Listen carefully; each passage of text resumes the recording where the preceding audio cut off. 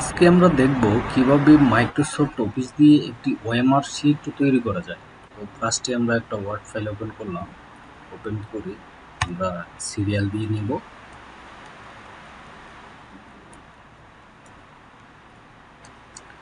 দেওয়ার পর এখান থেকে একটা করে ট্যাব দিব। দেওয়ার পর 24D0 ওয়াল্টার প্লাস এক্স আর একটা স্পেস দিব। দেওয়ার পর 24D1 ওয়াল্টার এক্স, তারপর একটা স্পেস দিব 24D2 ওয়াল্টার এক্স, তারপর একটা স্পেস দিব 24D3 ওয়াল্টার এক্স।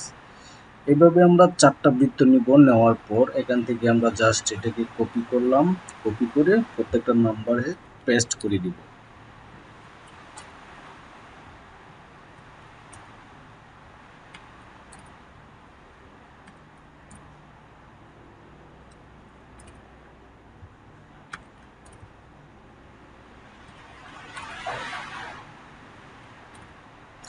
তো হয়ে গেল। তো এইভাবে আমরা যতগুলো নাম্বারের প্রয়োজন হবে আমরা ততগুলো নাম্বার দিয়ে পেস্ট করে খুব সহজেই একটি ওএমআর শিট তৈরি করতে পারবো।